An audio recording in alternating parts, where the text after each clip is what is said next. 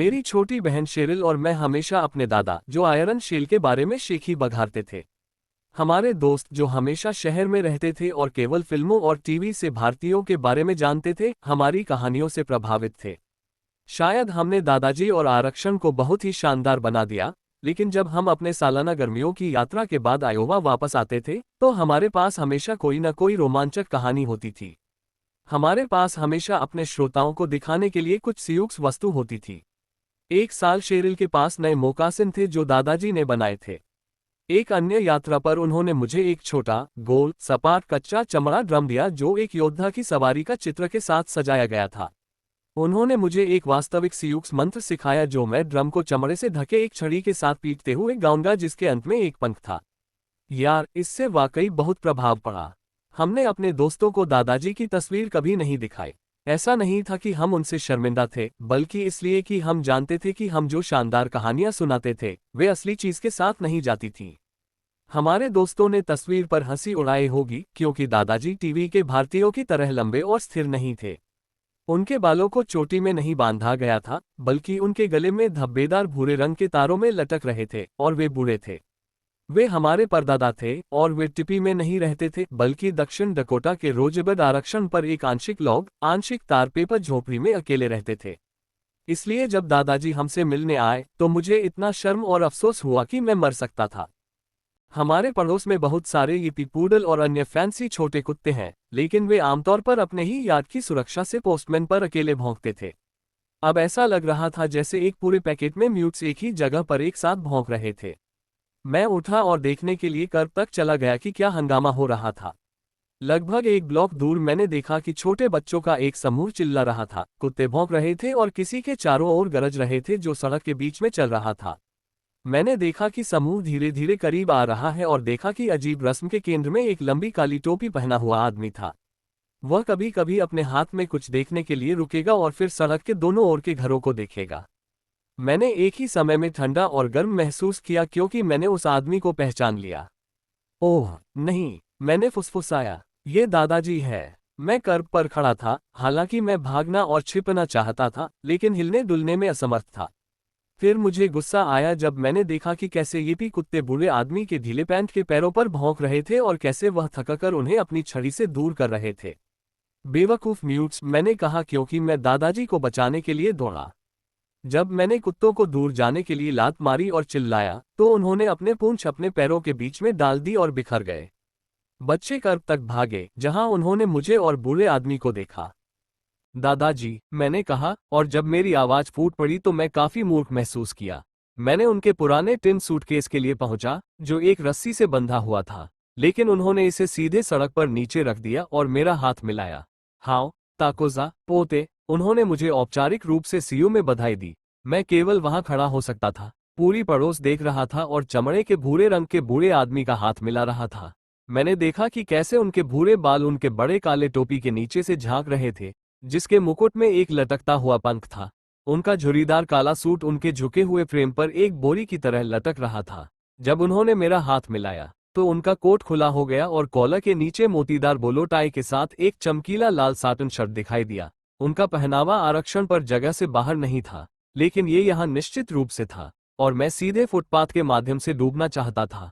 नमस्ते, मैंने अपना सिर नीचे करके बड़बड़ाया। जब मुझे उनके हड्डी के हाथ कांपता हुआ महसूस हुआ तो मैंने अपना हाथ खींचने की कोशिश की और थकावट उनके चेहरे पर देखने के लिए ऊपर देखा। मुझे रोना आया।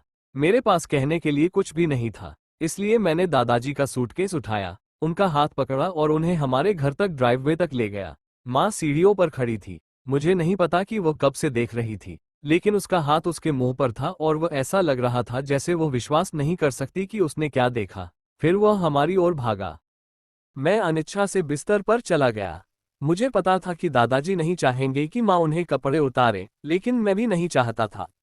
वे इतने दुबले और कमजोर थे कि उनका कोट आसानी से खिसक गया।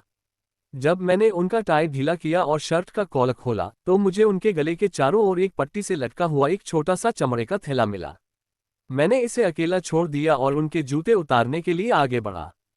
पुराने घिसे पिटे काउबॉय के जूते तंग थे और जब मैंने उन्हें हटाने के लिए उनके पैरों पर दबाव डाला तो वे कराह उठे। मैंने जूते फर्श पर रख दिए और देखा कि वे इतने तंग क्यों फिट होते हैं। हर एक में पैसे भरे हुए थे। मैंने उन बिलों को देखा जो जूतों को अस्तर कर रहे थे और उनसे पूछना शुरू किया, लेकिन दादाजी की आंखें फिर से बंद हो गईं। माँ पानी का एक कटोरा लेकर वापस आए। डॉक्टर का मानना है कि दादाजी गर्मी की थकावट से पीड़ित हैं, उन्होंने समझाया क्योंकि उन्होंने दादाजी का चेहरा धोया। माँ ने एक बड़ी आह भरी, ओह हिंद मार्टिन, आप कैसे सोचते हैं कि वे यहाँ कैसे पहुँचे? डॉक्टर की यात्रा के बाद हमें पता चला। दादाजी गुस्से में बिस्तर पर बैठे थे जबकि माँ उन्हें कुछ सूप खिलाने की कोशिश कर रही थी। आज रात आप मैरी को अपना भोजन खिलाने दें, दादाजी, मेरे पिता ने कहा, जो काम से घर लौटे थे जब डॉक्टर जा रहे थे। आप वास्तव में बीमार नहीं हैं, उन्होंने कहा क्योंकि उन्होंने दादाजी को तकियों के खिलाफ धीरे से धकेला। डॉक्टर ने कहा कि आप बस अपनी लंबी यात्रा के बाद बहुत थक गए और गर्म हो गए। दादाजी आराम से बैठ गए और सूप के घूंट के बीच उन्होंने हमें अपनी यात्रा के बारे में बताया। हमसे मिलने के तुरंत बाद दादाजी ने फैसला किया कि वे देखना चाहेंगे कि उनके एकमात्र जीवित वंशज कहाँ रहते हैं और हमारा घर कैसा है। इसके अलावा उन्होंने शर्माते हुए स्वीकार किया कि हम सभी के जाने के बाद वे अकेले हो गए थे। दादाजी, उसने हौंफते हुए कहा, आप यहाँ कैसे पहुँचे? उन्होंने दादाजी को गले लगाने के लिए अपना कदम जांच लिया और मुझे याद आया कि स्नेह का ऐसा प्रदर्शन सीयू के लिए अशोभनीय है और उन्हें शर्मिंदा करेगा। हाँ मैरी, उन्होंने कहा जब उन्होंने माँ का हाथ मिलाया। वह मुस्कुराए और उनका दूसरा हाथ लिया। जैसे ही हमने उनका समर्थन किया, दरवाजा खुला और चेरिल घर से बाहर निकली। वह पूरी तरह से मुस्कुरा रही थी और दादाजी को देखकर इतनी खुश थी कि मुझे शर्म आ रही थी कि मैं कैसा महसूस कर रहा था। दादाजी, उसने खुशी से चिल्लाया, आप हमसे मिलने आए। दादाजी मुस्कुराए और माँ और मैंने उन्हें जाने दिया क्योंकि उन्होंने अपनी बाहें मेरी 10 साल की बहन तक फैला दी, जो अभी भी गले लगने के लिए काफी छोटी थी। विसिनकाला, छोटी लड़की, उन्होंने उसका अभिवादन किया और फिर गिर पड़े। उन्हें बेहोशी आ गई थी। माँ और मैंने उन्हें उनके सिलाई कमरे में ले जाया, जहां हमारे पास एक अतिरिक्त बिस्तर था। जब हमने दादाजी को बिस्तर पर लिटा दिया, माँ वहां बेबस होकर उनके कंधे पर थपकी दे रही थी। क्या हमें डॉक्टर को नहीं बुलाना चाहिए, माँ? मैंने सुझाव दिया क्योंकि वह ये नहीं जानती थी कि क्या करना है। हाँ, वह एक आह के साथ सहमत हुई। आप दादाजी को आरामदायक बनाएं, मार्टिन। मुझे पता था कि हर कोई उतना ही दोषी महसूस कर रहा था जितना मैं कर रहा था, खासकर माँ। माँ दादाजी के पास बची थी। इसलिए जब उसने मेरे पिता से शादी की, जो एक गोरा आदमी है और हमारे शहर के कॉलेज में पढ़ाता है, और चेरिल और मेरा जन्म हुआ, माँ ने सुनिश्चित किया कि हर गर्मी हम दादाजी के साथ एक सप्ताह बिताएं। मैंने कभी नहीं सोचा था कि दादाजी हमारी यात्राओं के बाद अकेला महसूस करेंगे, और हम में से किसी ने भी नहीं देखा कि वे कितने बूढ़े और कमजोर हो गए हैं। लेकिन दादाजी जानते थे और इसलिए वे हमारे पास आए। उन्होंने 2.5 दिन तक बसों में यात्रा की थी। जब वे शहर में पहुंचे, थके और बैठने से कठोर हो गए, तो उन्होंने हमें खोजने के लिए चलना शुरू किया। वे शहर के केंद्र में किसी इमारत के सीढ़ियों पर आराम करने रुके थे और एक पुलिसकर्मी ने उन्हें पाया। दादाजी के अनुसार वह पुलिसकर्मी एक अच्छा आदमी था जिसने उन्हें बस स्टॉप तक ले जाया और तब तक इंतजार किया जब तक बस नहीं आए और ड्राइवर को बेलव्यू ड्राइव पर दादाजी को उतरने के लिए कहा। जब दादाजी बस से उतरे तो उन्होंने फिर से चलना शुरू किया। लेकिन जब वे सड़क पर चले तो उन्हें दूसरी तरफ के घरों के नंबर नहीं दिख रहे थे, इसलिए वे सड़क के बीच में चले। यही वह समय था जब सभी छोटे बच्चे और कुत्ते उनका पीछा करने लगे। मुझे पता था कि हर कोई उतना ही बुरा महसूस कर रहा था जितना मैं कर रहा था। फिर भी मुझे इस 86 वर्षीय आदमी पर गर्व था जो आरक्षण से कभी दूर नहीं गया था और अकेले इतनी दूर यात्रा करने का साहस रखता था। क्या आपको मेरे जूतों में पैसे मिले? उन्होंने माँ से पूछा। मार्टिन ने किया, उसने जवाब दिया और खुद को डांटने के लिए उठ गया। दादाजी, आपको इतना पैसा क्यों ले जाना चाहिए था? क्या होता अगर किसी ने आपसे ये चुरा लिया होता? दादाजी हंस पड़े। अगर कोई मेरे पैरों से जूते उतारने की कोशिश करता तो मुझे पता चल जाता। ये पैसा मैंने लंबे समय से बचाया है, मेरे अंतिम संस्कार के लिए $100। लेकिन अब आप इसे ले लीजिए और किराने का सामान खरीद लीजिए ताकि जब मैं यहाँ रहूं तो आपके लिए बोझ न बनूं। यह आवश्यक नहीं होगा, दादाजी, पिताजी ने कहा। हमारे साथ रहना हमारे लिए सम्मान की बात है और आप कभी भी बोझ नहीं बनेंगे। मुझे केवल खेद है कि हमने कभी सोचा नहीं कि इस गर्मी में आपको हमारे साथ घर ले जाएं और आपको लंबी यात्रा के असुविधा से बचाएं। दादाजी खुश हो गए। धन्यवाद, उन्होंने जवाब दिया। लेकिन बुरा मत मानो कि तुम मुझे अपने साथ नहीं ले गए, क्योंकि तब मैं नहीं आया होता। समय अभी नहीं था। उन्होंने ऐसा कहा कि कोई भी उनसे बहस नहीं कर सकता। दादाजी और सीयू के लिए उन्होंने एक बार मुझे बताया था कि एक चीज तभी की जाएगी जब उसे करने का सही समय होगा और यही तरीका है। इसके अलावा दादाजी आगे बढ़े, मुझे देखते हुए, मैं आया हूं क्योंकि जल्द ही मार्टिन के पास औषधि थैला होना चाहिए। हम सभी जानते थे कि इसका क्या मतलब है। दादाजी सोचते थे कि वे मरने वाले हैं और उन्हें अपने परिवार की परंपरा का पालन करना होगा और औषधि थैला उसके इतिहास के साथ सबसे बड़े पुरुष बच्चे को देना होगा। भले ही लड़का, उन्होंने कहा, अभी भी मुझे देखते हुए एक सफेद आदमी का नाम रखता है, औषधि थैला उसका होगा। मुझे नहीं पता था कि क्या कहना है। जब मैंने पहली बार सड़क पर दादाजी को देखा था तो मुझे वही गर्म और ठंडा महसूस हो रहा था। औषधि थैला वह गंदा चमड़े का थैला था जो मैंने उनके गले के चारों ओर देखा था। मैं कभी भी ऐसी चीज नहीं पहन सकता, मैंने लगभग जोर से कहा। मैंने सोचा कि मेरे दोस्त इसे जिम क्लास में, स्विमिंग पूल में देखेंगे और वे जो मजाकिया बातें कहेंगे उसकी कल्पना कर सकता था। लेकिन मैंने बस मुश्किल से निगल लिया और बिस्तर की ओर एक कदम बढ़ाया।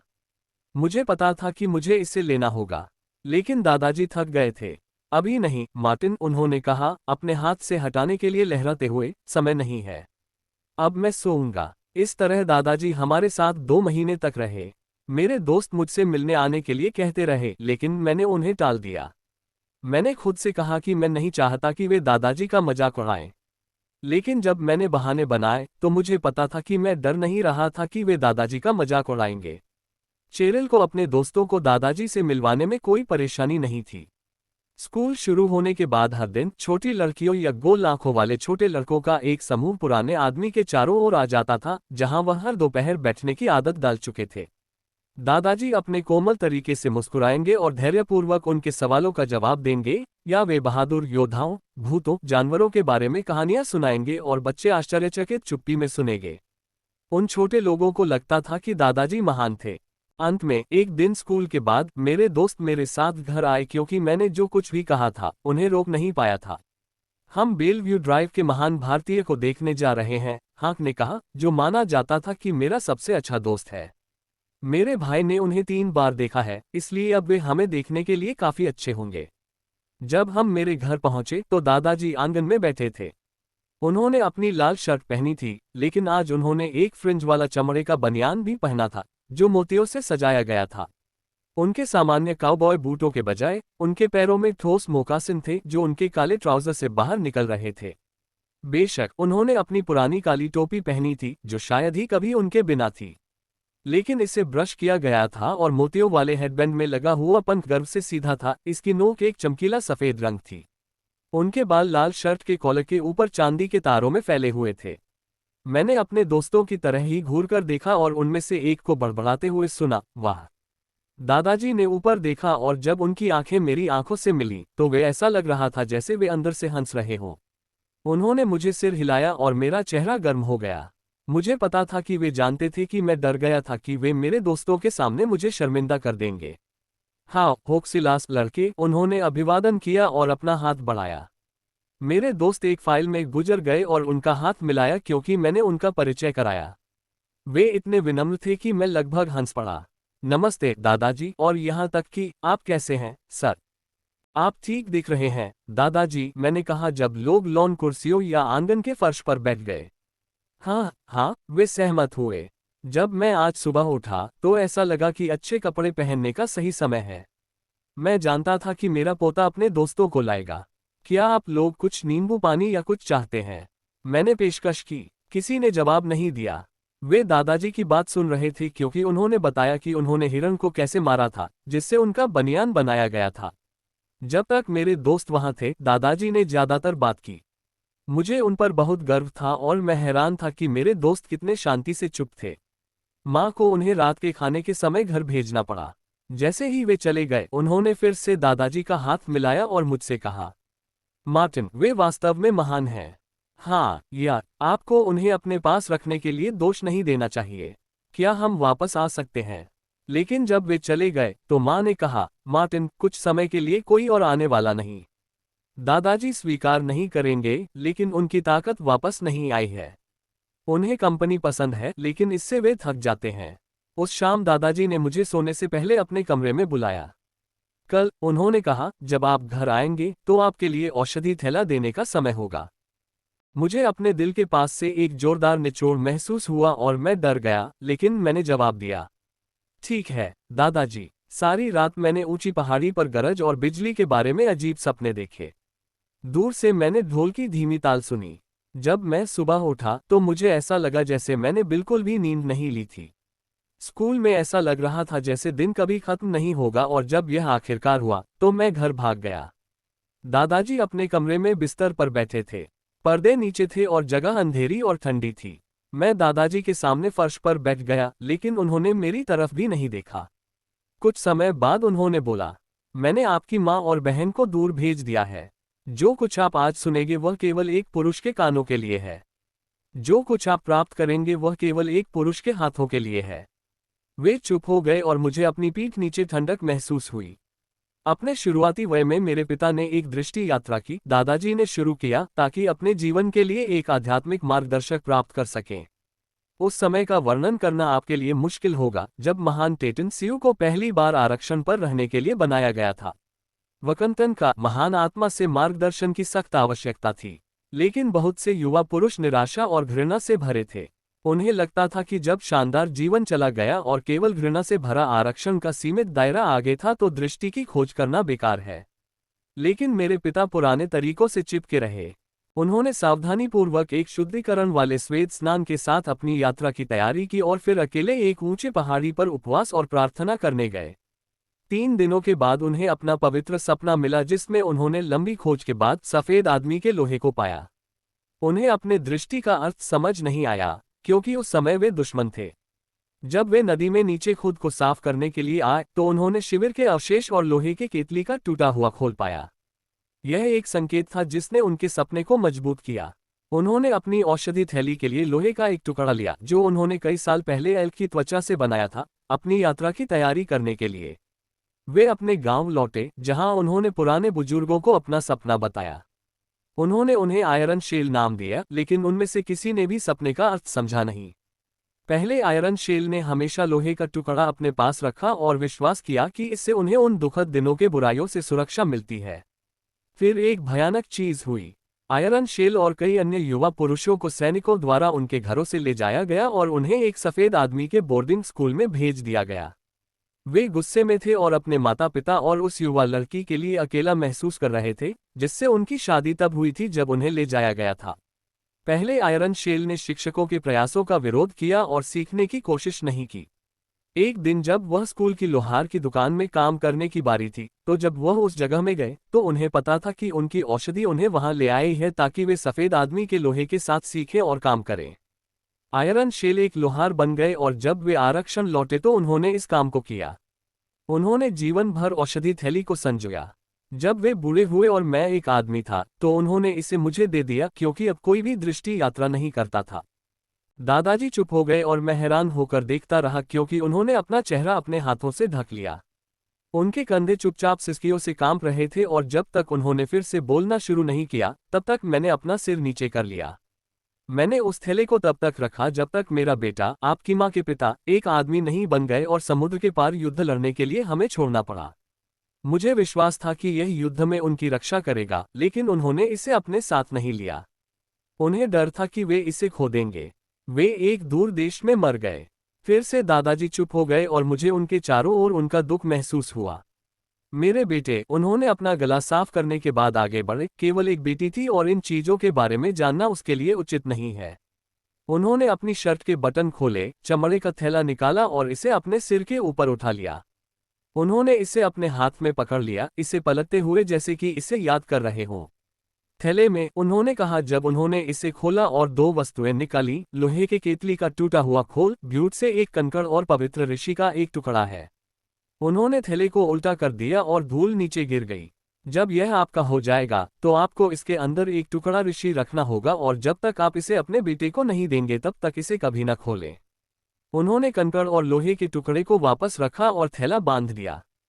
मुझे लगा कि मुझे उठना चाहिए, हालांकि मुझे पता नहीं था कि मुझे कैसे पता चला।